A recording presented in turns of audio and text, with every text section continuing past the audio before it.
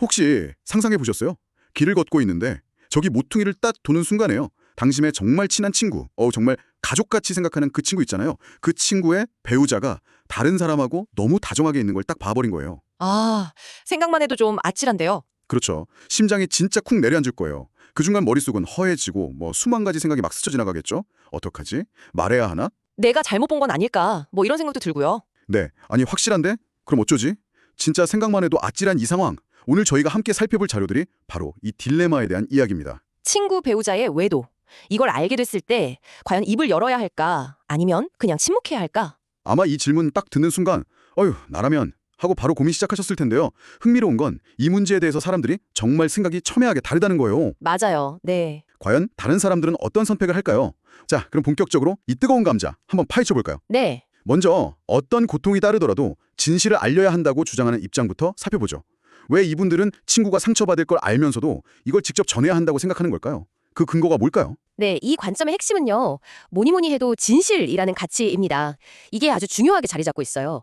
설령 그 진실이 좀 고통스럽더라도 친구는 현실을 알아야 한다는 거죠. 현실을 알아야 한다. 네. 특히 강조하는 부분 중 하나가 나중에 알게 됐을 때의 배신감이에요. 아, 나중에. 심지어 아니 너는 알고 있었으면서 나한테 말을 안 했어? 이렇게 당신이 이미 알고 침묵했다는 것까지 알게 된다면 와, 상처가 더 크겠네요. 그 상처는 외도 자체보다 어쩌면 더 깊고 오래 갈 수 있다는 겁니다. 자신을 완전히 속이고 있는 배우자랑 계속 살게 내버려두는 게 그게 진짜 친구일까요? 이 질문 참 날카롭죠. 아, 진짜 친구일까? 듣고 보니 와닿네요. 네. 그리고 또 다른 중요한 주장이 친구가 자기 삶에 대해서 스스로 판단하고 결정할 권리를 존중해야 한다는 거예요. 권리요? 네. 친구 인생이잖아요. 배우자의 외도라는 이 중대한 사실을 모른 채로 미래를 계획한다. 이건 어떻게 보면 친구의 자율성을 침해하는 걸 수도 있다는 거죠. 아, 그럴 수 있겠네요. 네. 알 권리, 그리고 그에 따라서 선택할 기회, 이걸 박탈해서는 안 된다는 겁니다. 그리고 아주 현실적인 두려움도 언급이 돼요. 현실적인 두려움이라면 어떤 걸까요? 언젠가 친구가 되게 슬픈 눈으로 와서 혹시 너는 알고 있었니? 이렇게 묻는 순간. 어우. 그 순간 친구 관계마저 완전히 돌이킬 수 없게 될 수도 있다. 이런 불안감이죠. 듣고 보니까 진실이라는 가치, 그리고 친구의 권리, 이게 정말 무겁게 다가오네요. 그러니까 당장의 불편함이나 갈등을 피하는 게 아니라 오히려 친구를 위하기 때문에 더 용기를 내야 한다. 이런 논리로 들려요. 맞습니다. 그런데 그 알 권리라는 게 때로는 당사자가 감당하기 좀 어려운 엄청난 고통을 줄 수도 있는 거 아닐까요? 그렇죠. 그게 문제죠. 그 지으실 무게를 친구한테 딱 지우는 게 과연 이게 옳은 선택일까? 이런 고민도 좀 들거든요. 맞습니다. 바로 그 지점 때문에 반대 의견도 만만치 않은 거거든요. 네. 진실을 알려야 한다는 쪽에서도 그 고통을 모르는 건 아니에요. 다만 그분들은 마치 골마 터지기 직전의 상처처럼 고통스럽더라도 뭔가 외과적인 처치가 필요하다고 보는 거죠. 아, 치료처럼요? 네, 당장의 아픔을 피하려고 이렇게 덮어뒀다가 나중에 더 큰 문제로 번지는 걸 막아야 한다는 겁니다. 지금 진실을 말하지 않는 거, 이게 친구를 위한 배려처럼 보일 수도 있지만 어쩌면 갈등 상황을 마주하기 싫거나 아니면 관계가 틀어질까 봐 두려운 나의 이기심일 수도 있다고요. 이기심일 수 있다. 와, 이거 정말 뜨끔한데요. 그렇죠. 진정한 우정을 때로는 좀 불편한 진실을 감수하는 용기가 필요하다, 이런 메시지인 거죠. 친구를 위한다는 명목 아래에서 사실은 나 자신의 안위를 더 챙기는 것일 수도 있겠다. 이런 생각이 드네요. 자, 그런데 여기서 정말 흥미로운 게 이거랑은 완전히 반대되는 시각. 즉, 긁어 부스럼 만들 필요 없다. 때로는 모르는 게 약이다. 이 입장도 굉장히 설득력 있게 제시된다는 점이에요. 네, 그렇죠. 이번에는 왜 침묵이 더 나은 선택일 수 있는지 그 이유로 한번 들어보시죠. 이쪽은 어떤 논리를 가지고 있을까요? 이 입장은요, 섣부른 판단의 위험성, 이걸 가장 크게 경고합니다. 섣부른 판단이요? 네, 우리가 목격한 그 장면이 과연 사건의 전부일까? 아닐 가능성도 충분하다는 거예요. 한 출처에서는 부부 사이의 일에는 당사자들만 아는 복잡 미묘한 사정과 역사가 있기 마련이다, 이렇게 강조를 해요. 하긴 부부 사이는 모르는 거죠. 그렇죠. 우리가 본 게 어쩌면 정말 일시적인 감정의 흔들림일 수도 있고요. 아니면 부부 사이에 이미 어떤 양해나 합의가 있었던 문제일 수도 있다는 거죠. 우리가 알지 못하는 그들만의 맥락이 있을 수 있다는 가능성. 이걸 절대 간과해서는 안 된다는 겁니다. 우리가 본 게 전부가 아닐 수 있다. 네. 그런데 만약 우리가 정의감이나 의무감에 사로잡혀서 섣불리 그 사실이라고 믿는 걸 폭로했을 때 그 파장은 어떻게 될까요? 어휴, 상상하기가 좀 그런데요. 여기서 자료의 표현이 아주 생생해요. 내가 무심코 던진 돌멩이 하나가 한 가정을 풍비박산 낼 수도 있다. 아, 돌멩이 하나에? 네, 회복의 가능성이 있었을지도 모르는 관계를 나의 개입으로 인해서 완전히 파탄으로 몰고 갈 수 있다는 그 끔찍한 가능성을 이야기하는 거죠. 그래서 이쪽 입장은 좀 근본적인 질문을 던집니다.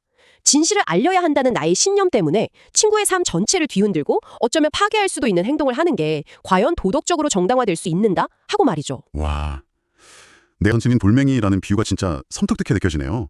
나의 선의가 의도치 않은 최악의 결과를 낳을 수도 있다는 경고군요. 그렇죠. 확실히 내가 본 것이 전부가 아닐 수 있다는 점, 그리고 부부관계의 그 복잡성을 고려하면 섣불리 개입하는 게 얼마나 위험할 수 있는지 다시 한번 생각하게 됩니다. 그럼 이쪽 입장은 단순히 그냥 모르는 척해라 이런 소극적인 태도만 강조하는 건가요? 아니면 다른 이유도 있을까요? 더 나아가서는요, 관계의 회복 가능성에 대한 시각도 제시를 합니다. 시간이 지나면 자연스럽게 치유되거나 아니면 부부 스스로 문제를 해결하고 봉합할 수도 있는데 굳이 제3자가 개입해서 문제를 키우고 파국을 만들 필요가 있겠느냐는 거죠. 아, 감기 걸렸다고 바로 수술하지는 않으니까요. 맞아요. 그런 비유인 거죠. 관계의 문제도 좀 시간을 두고 지켜봐야 할 때가 있다는 겁니다. 또 아주 현실적인 관점도 제시되는데요. 바로 왜 내가 굳이 불행의 전령사가 되어야 하는가 하는 질문이에요. 아, 내가 왜 그 역할을... 그렇죠. 진실을 알리는 순간 친구의 고통을 바로 옆에서 봐야 하고 어쩌면 그 원망의 화살이 나한테 향할 수도 있잖아요. 그럴 수도 있겠네요. 네, 친구의 평화를 깨뜨리는 역할을 자처하면서까지 진실을 전하는 게 과연 최선일까? 때로는 모르는 게 약이라는 말이 진리일 수도 있다. 이 점을 상기시키는 거죠. 와, 정말 양쪽의 주장이 너무 팽팽하게 맞서네요. 네, 그렇죠. 진실의 무게만큼이나 그 진실을 전했을 때 생길 수 있는 파장의 무게도 정말 엄청나다는 걸 느끼게 됩니다. 자, 이렇게 상반된 두 가지 관점을 살펴봤는데요. 당신은 이 두 입장 중에 어느 쪽에 좀 더 마음이 가시나요? 그러니까 진실을 말해야 한다는 주장도 침묵해야 한다는 주장도 다 나름의 논리와 설득력이 있다는 걸 인정하면서 그 선택의 무게는 고스란히 당사자에게 있다. 이걸 보여주는 거죠. 어느 쪽이 절대적으로 옳다, 그러다 이렇게 단정하기 어려운 문제라는 거군요. 맞습니다. 딱 회색지대에 놓인 문제라는 점을 부각하는 거죠. 고통스러운 진실이라도 정직하게 알리는 게 진정한 충성일까요? 아니면 친구의 가정과 마음의 평화를 지키기 위해서 잠재적인 파국을 막으려고 침묵하는 게 진정한 충성일까요? 친구를 위하는 마음은 똑같은데 그 마음을 표현하는 방식이 정반대로 나타나는 거군요. 친구한테 모든 정보를 공유하고 스스로 판단하게 하는 것이 진정한 의리다. 다른 하나는 보호와 안정, 이걸 우선시하는 충성심입니다.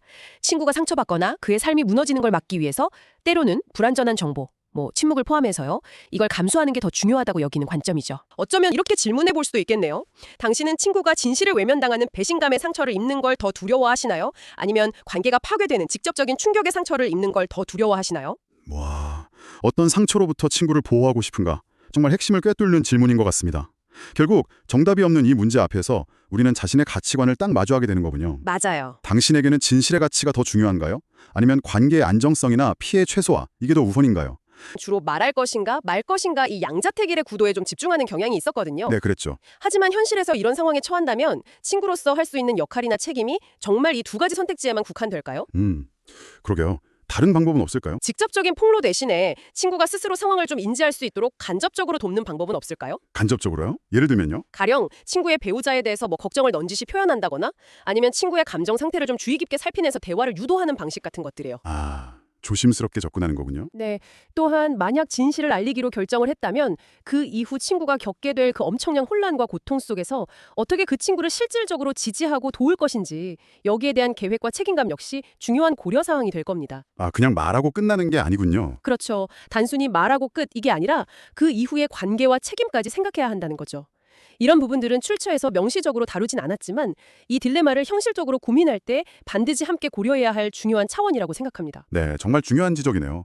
단순히 말한다 안 한다의 문제를 넘어서 친구로서의 역할과 책임의 범위를 더 넓게 생각해보게 합니다. 오늘 저희는 친구 배우자의 외도라는 정말이지 민감하고 어려운 주제에 대한 다양한 시각과 고민을 담은 자료들을 함께 깊이 들여다보았습니다. 네, 참 어려운 문제죠. 쉽게 결론 내릴 수 없는 문제인 만큼 아마 지금 당신의 마음속에서도 여러 생각들이 오가고 있을 것 같습니다.